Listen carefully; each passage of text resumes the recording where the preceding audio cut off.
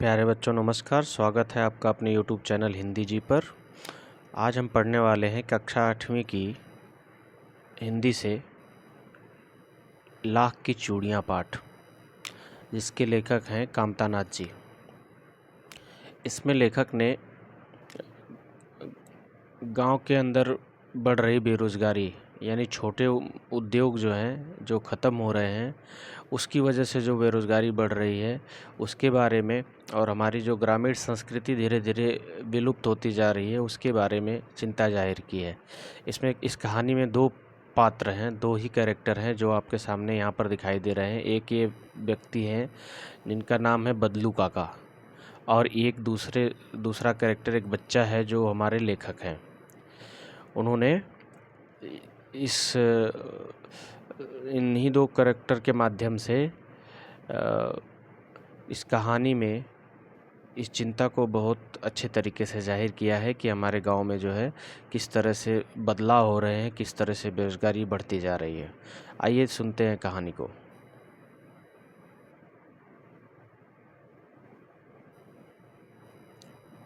सारे गांव में बदलू मुझे सबसे अच्छा आदमी लगता था, क्योंकि वह मुझे सुंदर सुंदर लाख की गोलियां बना कर देता था। मुझे अपने मामा के गांव जाने का सबसे बड़ा चाव यही था कि जब मैं वहां से लौटता था तो मेरे पास ढेर सारी गोलियां होती, रंग बिरंगी गोलियां जो किसी भी बच्चे का मन मोह ले। लेखक बता रहा है कि मैं अपने मामा के गांव जाने के लिए बहुत इच्छुक रहता था। चाव होने का मतलब बहुत इच्छा होना, बहुत मन करता है कि मैं अपने मामा के गांव जाऊं, क्योंकि वहां से लेखक को बहुत सुंदर सुंदर गोलियां मिलती थीं, लाख की गोलियां। दरअसल लाख एक पदार्थ होता है जो पेड़ से पाया जाता है। उससे पहले बहुत सारी चीज़ें, खिलौने, चूड़ियाँ, गोलियां, बहुत सारी चीज़ें बनाई जाती थी। और लेखक बताता है कि मैं इसी कारण से जो है मामा के गांव बार बार जाना चाहता था, ताकि मैं बदलू से रंग बिरंगी गोलियां पा सकूं। आगे बताता है लेखक, वैसे तो मेरे मामा के गांव का होने के कारण मुझे बदलू को बदलू मामा कहना चाहिए था, परंतु मैं उसे बदलू मामा न कहकर बदलू काका कहा करता था, जैसा कि गांव के सभी बच्चे उसे कहा करते थे। बदलू का मकान कुछ ऊंचे पर बना था। मकान के सामने बड़ा सा सहन था। सहन कहते हैं घर के सामने की जो खाली ज़मीन होती है, गांव में द्वार भी कहते हैं इसको। सहन, जो घर के सामने खाली ज़मीन होती है उसे सहन कहते हैं, जिसमें एक पुराना नीम का वृक्ष लगा था। उसी के नीचे बैठकर वह अपना काम किया करता था। बगल में भट्ठी दहकती रहती थी जिसमें वह लाख पिघलाया करता था, जिसमें वह लाख पिघलाया करता था। सामने एक लकड़ी की चौखट पड़ी रहती थी जिस पर लाख के मुलायम होने पर वह उसे सलाख के समान पतला करके चूड़ी का आकार देता था। पास में 4-6 विभिन्न आकार की बेलन नुमा मुंगेरियाँ रखी रहती, जो आगे से कुछ पतली और पीछे से मोटी होती। लाख की चूड़ी का आकार देकर वह उन्हें मुंगेरियों पर चढ़ाकर गोल और चिकना बनाता, और तब एक एक कर पूरे हाथ की चूड़ियाँ बना चुकने के पश्चात वह उन पर रंग करता। बदलू के काम के बारे में बता रहा है लेखक कि लेखक का जो है एक घर जो है थोड़े ऊंचे स्थान पर है। वहाँ एक नीम का पेड़ भी था उसके दरवाजे के सामने। उसके घर के मेन डोर के सामने एक नीम का पेड़ था, और वहाँ जो है खाली ज़मीन थी, वहीं बैठ कर के अपना काम किया करता था, लाख पिघलाने का और चूड़ियाँ बनाने का। लेखक बाकी बच्चों की तरह, जैसे उस गांव के बाकी बच्चे लेखक उस बदलू को बदलू काका कहते थे। लेखक को तो मामा कहना चाहिए क्योंकि उसके मामा के गांव का था बदलू, मगर फिर भी वो बदलू काका कहता था उस चूड़ी बनाने वाले को। बदलू यह कार्य सदा ही एक मचिए पर बैठकर किया करता था, जो बहुत ही पुरानी थी। मचिया एक छोटी सी खाट होती है जो बैठने उठने काम आती है। गांव में लोग चेयर वगैरह का, प्लास्टिक का ज़्यादा यूज नहीं करते थे। पहले तो ऐसी चीज़ें प्लास्टिक की जो है बनती भी नहीं थी। तो मचिया होता था, एक छोटी सी खाट होती थी जिस पर लोग बैठा उठा करते थे। बगल में ही उसका हुक्का रखा रहता, जिससे वह बीच बीच में पीता रहता। गांव में मेरा दोपहर का समय अधिकतर बदलू के पास बीतता।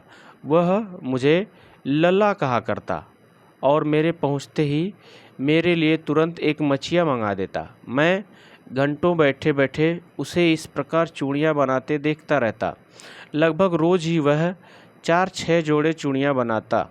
पूरा जोड़ा बना लेने पर वह उसे बेलन पर चढ़ाकर कुछ क्षण चुपचाप देखता रहता, मानो वह बेलन न होकर किसी नववधु की कलाई हो।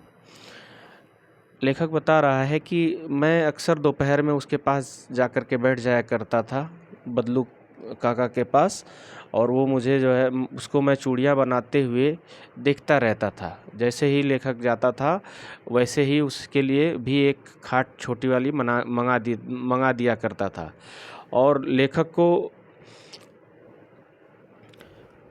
बदलू जो है लल्ला कहा करता था। और वो चूड़ियों को बनाने के बाद उनको बेलन पर ही चढ़ा करके ऐसे देखता था जैसे किसी नई नवेली दुल्हन के हाथ में चूड़ियाँ हों, ना कि वो मुंगेरियों पर चढ़ी हों। मुंगेरियों को इस तरह की कुछ बेलन नुमा लकड़ी की बनी हुई मुंगेरियाँ होती हैं जिसका अगला सिरा पतला होता है। इस तरह का कुछ शेप रहेगा जिस पर चढ़ा करके जो है उसको गोल आकार दिया जा सके। चलिए आगे देखते हैं। बदलू मनिहार था।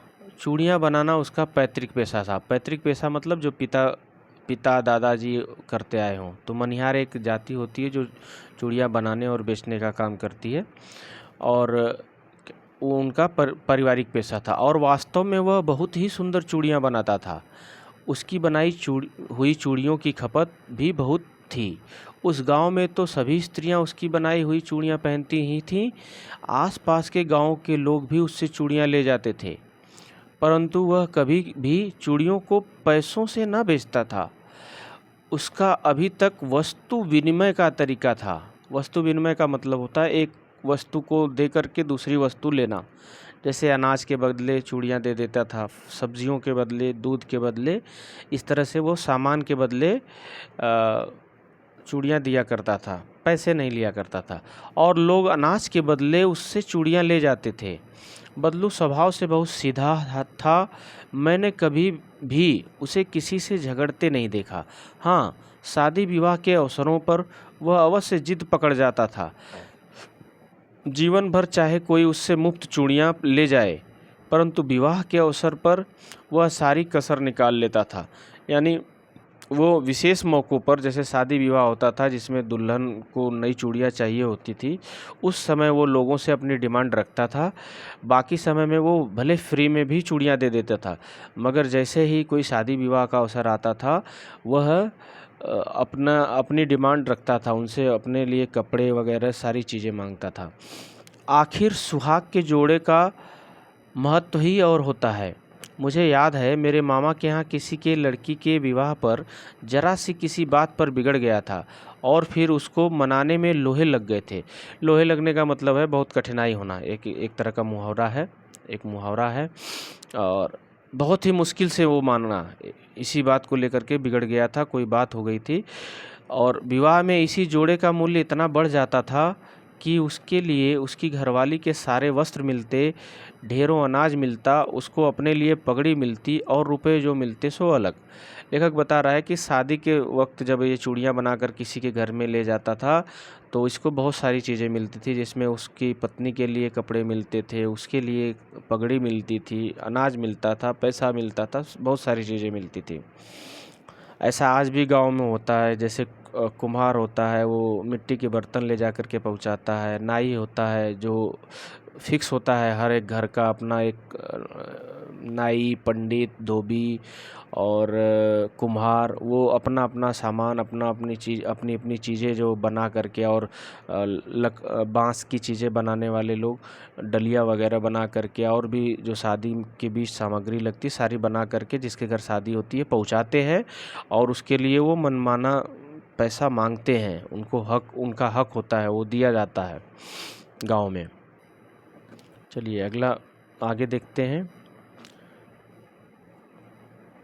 आगे लेखक बताता है कि यदि संसार में बदलू को किसी बात से चिढ़ थी तो वह थी कांच की चूड़ियों से। वह किसी एक चीज़ से अगर चिढ़ता था तो वो कांच की चूड़ियाँ थीं। यदि किसी भी स्त्री के हाथों में उसे कांच की चूड़ियाँ दिख जाती तो वह अंदर ही अंदर कुढ़ उठता और कभी कभी तो दो चार बातें भी सुना देता। बता रहा है कि अगर वो किसी के हाथों में जो है कांच की चूड़ियाँ देख लेता था तो अंदर ही अंदर से वो दुखी हो जाता था, गुस्सा हो जाता था और कुछ किसी किसी को तो वो बातें भी सुना देता था। मुझसे तो वह घंटों बातें किया करता, कभी मेरी पढ़ाई के बारे में पूछता, कभी मेरे घर के बारे में और कभी यूं ही शहर के जीवन के बारे में। मैं उससे कहता कि शहर में अब सब कांच की चूड़ियां पहनते हैं, तो वह उत्तर देता, शहर की बात और है लला, वहाँ तो सभी कुछ होता है। वहाँ तो औरतें अपने मर्द का हाथ पकड़कर सड़कों पर घूमती भी हैं और भी उनकी कलाइयाँ नाजुक भी होती हैं ना। लाख की चूड़ियाँ पहने तो मोच ना आ जाए। लाख थोड़ी कठोर होती है, तो इसके लिए लेखक बता रहा है कि वो मुझसे बातें करता था, कभी शहर के बारे में, कभी घर के बारे में, कभी मेरी पढ़ाई के बारे में। तो मुझसे जो है वो शहर के बारे में जब बात करता तो मैं शहर के बारे में बताता कि शहर में अब सभी लोग जो है कांच की चूड़ियाँ पहनते हैं। तो वह कहता था कि शहर में तो बहुत सारी चीज़ें होती हैं लल्ला, और औरतें वहाँ पर अपने यानी पत्नियाँ पति के साथ पति के साथ जो है हाथों में हाथ डाल करके, बाहों में बाहें डाल करके सड़कों पर घूमती भी हैं, मर्द का हाथ पकड़ करके। मतलब शहर जो है बहुत खुला हो चुका है, उस शहरों में बहुत खुला, और उनकी कलाइयाँ नाजुक भी होती हैं, ऊपर से वो कमज़ोर भी होती हैं। इसलिए जो है अगर वो लाख की चूड़ियाँ पहनेंगी तो उनकी कलाइयों में मोच आ जाएगी, ऐसा बदलू कहा करता था। कभी कभी बदलू मेरी अच्छी खासी खातिर भी करता। जिन दिनों उसकी गाय के दूध होता वह सदा मेरे लिए मलाई बचा कर रखता, और आम की फसल में तो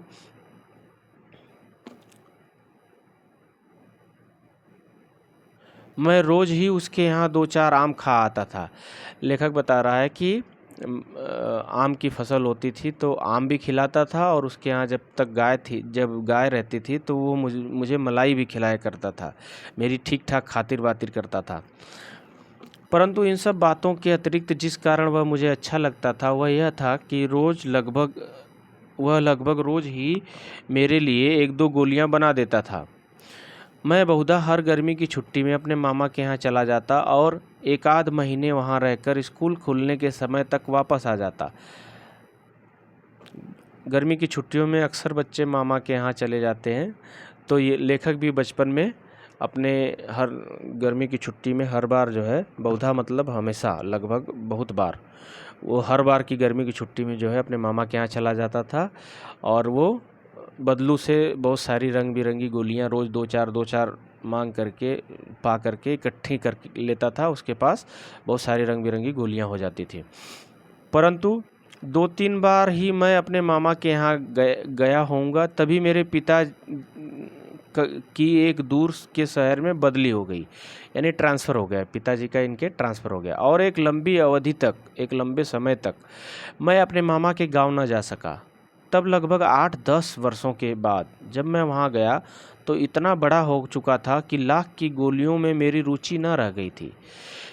लेखक बताता है कि लेखक के पिताजी का ट्रांसफ़र हो गया, उसके बाद जो है लगभग 8-10 वर्षों तक वो अपने मामा के घर नहीं जा पाया, और उसके बाद गया तो उसका गोलियों में कोई उसका इंटरेस्ट नहीं रह गया था, वो बड़ा हो चुका था, बच्चा नहीं था। अतः गांव में होते हुए भी कई दिनों तक मुझे बदलू का ध्यान न आया। इस बीच मैंने देखा कि गांव में लगभग सभी स्त्रियां कांच की चूड़ियां पहने हैं। विरले हाथों में ही मैंने लाख की चूड़ियां देखी। बहुत कम ही स्त्रियों ने जो है, विरले यानी कोई कोई ही लाख की चूड़ियां पहने हुए लेखक को दिखता है। सिर्फ कांच की चूड़ियां सभी लोग पहनने लगे थे। तब एक दिन सहसा मुझे बदलू का ध्यान हो आया। लाख की चूड़ियां जब किसी के हाथ में उसको दिखी तो उसे बदलू की याद आई, लेखक को बदलू की याद आई। बात यह हुई कि बरसात में मेरे मामा की छोटी लड़की आंगन में फिसलकर गिर पड़ी और उसके हाथ की कांच की चूड़ी टूटकर उसकी कलाई में घुस गई और उससे खून बहने लगा। मेरे मामा उस समय घर पर न थे, मुझे ही उसकी मरहम पट्टी करनी पड़ी।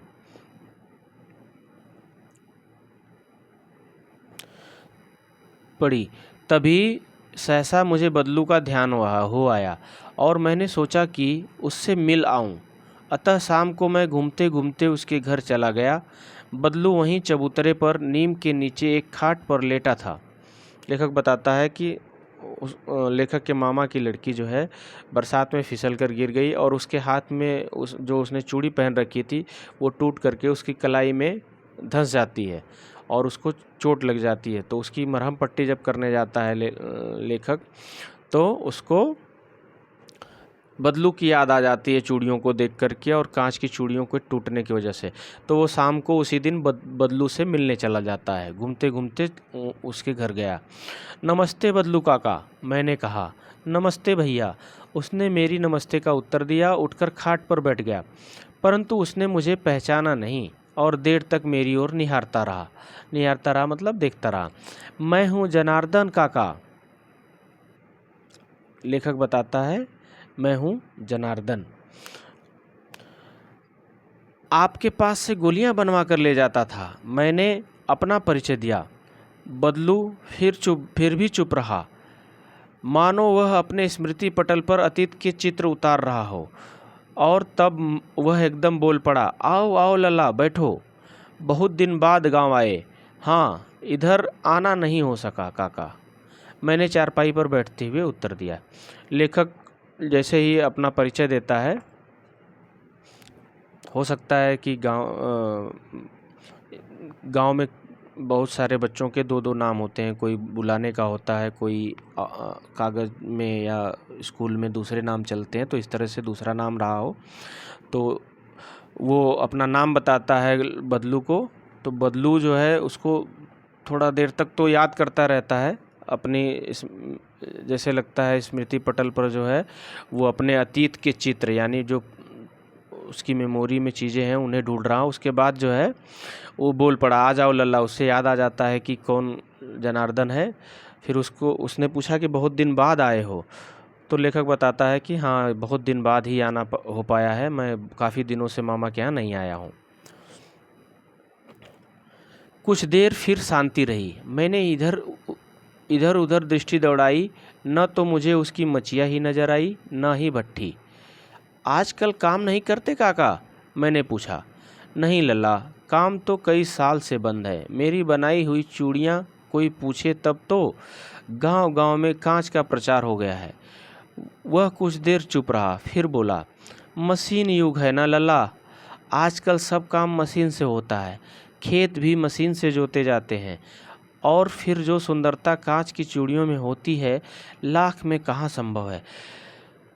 बदलू बताता है लेखक को कि आजकल सारे काम मशीन से हो रहे हैं। मशीन के चलते जो है सारा काम उसका बंद हो चुका था। उसने चूड़ियों का काम काफ़ी समय पहले बंद कर दिया था। लेखक काफ़ी दिन बाद गया था, तो उसके घर जाकर के वो देखता है कि ना उसकी मचिया दिखाई दे रही है, ना उसकी भट्ठी दिखाई दे रही है जिसमें वो लाख पिघलाया करता था और जिस पर बैठकर वो काम करता था। मचिया भी नहीं नज़र आ रही है।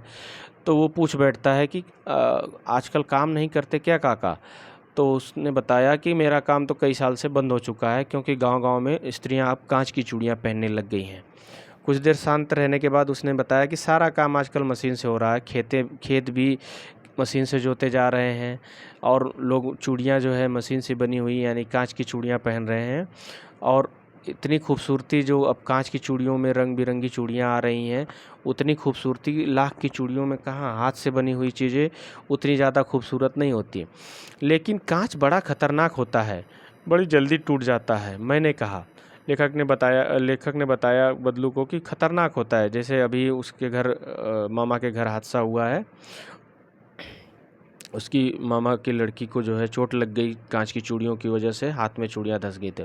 नाजुक तो फिर होता ही है लला। कहते कहते उसे खांसी आ गई और वह देर तक खांसता रहा। मुझे लगा उसे दमा है। अवस्था के साथ साथ उसका शरीर ढल चुका था। उसके हाथों पर और माथे पर नसें उभर आई। उसको बहुत देर तक ये कहते हुए कि कांच बहुत खतरनाक होता है, जल्दी टूट जाता है, जैसे ही लेखक ने बताया। तो लेखक को बदलू कहता है नाजुक तो होता ही है, बहुत कमज़ोर होता है, कांच जल्दी टूट जाता है। यह बोलते ही उसको खांसी आ गई और काफ़ी देर तक खांसता रहा। तो लेखक को अंदाज़ा हुआ कि अब ये बूढ़ा हो रहा है, अब इसको दमा हो गई है। अस्थमा को दमा कहते हैं हिंदी में। तो इसको बीमारी हो गई है अस्थमा की, जिसकी वजह से इसको बहुत ज़्यादा खांसी आ रही है। मगर आगे ये बात बदलू बताता है उसको। जाने कैसे उसने मेरी शंका भांप ली और बोला दमा नहीं है मुझे, यानी अस्थमा नहीं है, फसली खांसी है। फसली खांसी का मतलब ये होता है कि ख़ास किसी मौसम में किसी को एलर्जी वगैरह की वजह से ये हो सकता है। तो वो बताता है कि मुझे इस फसली टाइम में पॉलन वगैरह से जो एलर्जी होती है उसके कारण खांसी होती है। इसे फसली खांसी भी कहते हैं। तो यही महीने 2 महीने से आ रही है, 10-15 दिन में ठीक हो जाएगी। मैं चुप रहा। मुझे लगा उसके अंदर कोई बड़ी व्यथा छिपी है। लेखक जैसे ही कहता है सोचता है कि इसको लग रहा है दमा हो चुका है, तो उसको अंदाज़ा हो गया कि इसको शक है कि इसको मुझे दमा हुआ है। बदलू जो है कहता है कि दमा नहीं है मुझे, यानी मुझे बीमारी नहीं है दमे की। ये तो सीजनल खांसी है, कुछ दिन तक रहेगी, उसके बाद ठीक हो जाएगी। और लेखक कहता है कि मैं काफ़ी देर तक चुप रहा और मुझे लगा कि उसके अंदर बहुत बड़ी कोई व्यथा छुपी है। व्यथा का मतलब दुख। वो बहुत दुखी लग रहा था।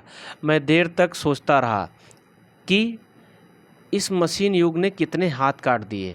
हाथ काटने का मतलब है कितने लोगों को बेरोज़गार कर दिया। फिर कुछ देर शांति रही जो मुझे अच्छी नहीं लगी। आम की फसल अब कैसी है काका? कुछ देर पश्चात मैंने बात का विषय बदलते हुए पूछा। अच्छी है लल्ला, बहुत अच्छी है, उसने लहक कर उत्तर दिया और अंदर अपनी बेटी को आवाज़ दी। अरे रज्जो, लल्ला के लिए आम तो ले आ। फिर मेरी ओर मुखातिब होकर बोला, माफ़ करना लल्ला, तुम्हें आम खिलाना भूल गया था।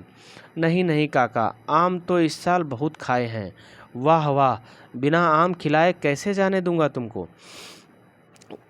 लेखक से उसकी बातचीत होती है और लेखक सोचता है कि मशीनों के चलन ज़्यादा बढ़ने से, बहुत सारा औद्योगिकरण होने की वजह से बहुत सारे लोग गाँव में बेरोज़गार हो रहे हैं। इसको लेकर के वो कहता है कि मशीनी युग ने कितने हाथ काट दिए, यानी कितने लोगों का रोज़गार काम धंधा बंद करा दिया। फिर कुछ देर चुप रहता है। उसके बाद उसे याद आ जाती है आम की। तो वो पूछता है कि क्या इस साल आम नहीं हुए हैं। वो फिर बदलू कहता है कि नहीं, आम तो बहुत अच्छा हुआ है। अपनी बेटी रज्जो को बुलाता है कि लल्ला के लिए, यानी लेखक के लिए, आम तो लेके आओ। और उससे माफ़ी मांगता है। उसकी ओर ध्यान दे करके, मुखातिब होकर के उसकी ओर मुड़ करके बोलता है कि मुझे माफ़ करना, मैं तुम्हें आम खिलाना भूल गया और ऐसे कैसे मैं आपको बिना आम खिलाए जाने दूंगा। मैं चुप हो गया। मुझे वे दिन याद हो आए जब वह मेरे लिए मलाई बचाकर रखता था। गाय तो अच्छी है ना काका? मैंने पूछा। लेखक को उसकी मलाइयाँ भी याद आ रही थी, बचपन में उसने खाई थी उसके यहाँ। तो आम के बाद उसको मलाई याद आ गई, तो उसने गाय को पूछा। तो बदलू क्या जवाब देता है, गाय कहाँ है लाला, 2 साल हुए बेच दी, कहाँ से खिलाता। इतने में रज्जो उसकी बेटी अंदर से एक डलिया में ढेर से आम ले आई। यह तो बहुत है काका, इतने कहाँ खा पाऊँगा। मैंने कहा। वाह वाह, वह हंस पड़ा। शहरी ठहरे ना, मैं तुम्हारी उम्र का था तो इसके चौगुने आम एक बखत में खा जाता था। बखत यानी वक्त, एक बार में कह रहा है कि मैं तुम्हारी उम्र का था तो इससे चौगुने यानी इससे 4 गुना ज़्यादा, 4 गुना ज़्यादा आम जो है एक बार में खा जाता था। उम्र यानी उम्र। और गाय के बारे में बताता है कि मैं उसको चारे पानी का इंतज़ाम कहाँ से करता, मेरा तो व्यवसाय ही बंद हो गया, तो इसलिए मैंने गाय को 2 साल हो गए बेच दिया। और उसे कहता है बदलू कि तुम तो अब शहरी हो गए हो ना, अब तो कहाँ खा पाओगे। और हंस पड़ा कि शहरी हो गए हो इसलिए तुमसे अब खाया नहीं जा रहा। तुम्हारी उम्र का जब मैं होता था तो मैं इससे चौगुने आम खा जाता था। अच्छा बेटी, लला को 4-5 आम छाँट कर दो, सिंदूरी वाले देना, देखो लला कैसे हैं। इसी साल यह पेड़ तैयार हुआ है। वो एक वैरायटी होती है आम की, सिंदूरी आम। उन्हें देने के लिए अपनी बेटी को कहता है कि लला को जो है 5-6 आम जो है 4-5 छाँट करके अच्छे वाले दो और ये खा करके देखो। रज्जो ने 4-5 आम अंजलि में लेकर मेरी ओर बढ़ा दिए। आम लेने के लिए मैंने हाथ बढ़ाया तो मेरी निगाह एक क्षण के लिए उसके हाथों पर ठिठक गई। गोरी गोरी कलाइयों पर लाख की चूड़ियाँ बहुत ही फब रही थी। फब रही थी यानी अच्छी लग रही थी, सुंदर लग रही थी। ठिठक गई यानी रुक गई। जब बदलू की बेटी अपने हाथों से उसको आम दे रही थी लेखक को, तो उसकी नज़र जो है रज्जो के हाथ पर कलाइयों पर पड़ती है जिसमें उसने लाख की चूड़ियाँ पहन रखी थी। उसकी गोरी कलाइयों पर वो लाख की चूड़ियाँ बहुत अच्छी लग रही थी, बहुत जच रही थी। और बदलू ने जब मेरी दृष्टि देख ली तो और बोल पड़ा, यही आखिरी जोड़ा बनाया था जमींदार साहब की बेटी के विवाह पर। 10 आने पैसे मुझको दे रहे थे, मैंने जोड़ा नहीं दिया, कहा शहर से ले आओ। मैंने आम ले लिए और खाकर थोड़ी देर पश्चात चला आया। मुझे प्रसन्नता हुई कि बदलू ने हार कर भी हार नहीं मानी थी। उसका व्यक्तित्व तो कांच की चूड़ियों जैसा न था कि आसानी से टूट जाए। लेखक यहाँ एक बहुत बड़ी बात कहता है कि वो जिस तरह से ट्रेडिशनल तरीके से काम करता था, लोगों से सिर्फ पैसे नहीं लेता था, शादी विवाह के समय पर अपने लिए पगड़ी, अपनी पत्नी के लिए कपड़े, अनाज वगैरह सब कुछ लेता था। तो सिर्फ उसे पैसे दे कर के एक ज़मींदार साहब थे कोई, उन्होंने उसके जोड़े खरीदने चाहे चूड़ियों के, मगर उसने नहीं बेचा। उसने कह दिया कि जा कर के पैसे से ख़रीदना है सिर्फ, तो जा कर के शहर से ले आओ। उसने हार नहीं मानी, वो आखिरी जोड़ा उसने अपनी बेटी को दे दिया पहनने के लिए। वही लाख की चूड़ियाँ पहने हुए रज्जो थी उस दिन। और लेखक कहता है कि बदलू जो है हार कर भी हार नहीं माना। उसका व्यक्तित्व तो बहुत मजबूत है। उसने जो है अपना काम भले ही बंद कर दिया, मगर वो पैसों के आगे और पैसे वालों के आगे अपने आप को हराया नहीं। उसने जोड़े को नहीं बेचने का निर्णय करके अपने व्यक्तित्व की मजबूती का उदाहरण दिया। इसी बात को लेखक कहता है कि उसका व्यक्तित्व कांच की चूड़ियों जैसा न था कि आसानी से टूट जाए। उसका व्यक्तित्व बिल्कुल बहुत ही मजबूत था और वो जोड़ा उसने आखिरी जोड़ा अपने बेटी को दे दिया पहनने के लिए।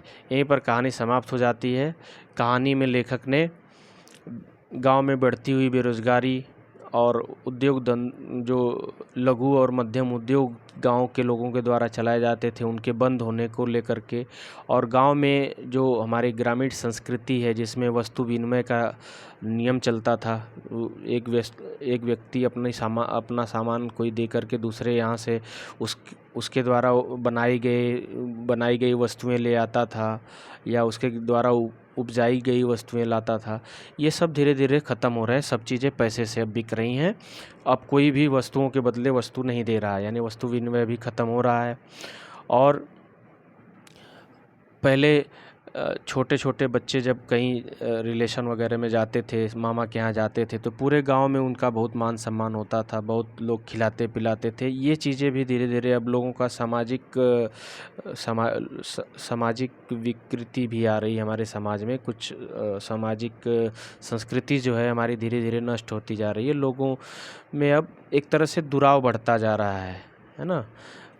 इसको भी इस कहानी के माध्यम से हम देख पाएंगे कि कैसे एक बच्चा जो है अपने मामा के गांव में जा कर के अपने मामा के पूरे गांव में, यानी उस पूरे गांव के लिए वो जो है बहुत ही प्यारा होता था, बहुत ही सभी उसको प्यार दुलार करते थे। जबकि आजकल अब धीरे धीरे ये सब चीज़ें कम हो रही हैं। बहुत बहुत धन्यवाद। यहीं पर ये कहानी समाप्त हो जाती है। आपको ये वीडियो कैसा लगा, उसके लिए अगर अच्छा लगा हो तो चैनल को लाइक करें, इस वीडियो को लाइक करें और चैनल को शेयर करें, सब्सक्राइब करें, वीडियो को शेयर करें, सब्सक्राइब करें, अपने सभी साथियों को इसे शेयर करें। धन्यवाद।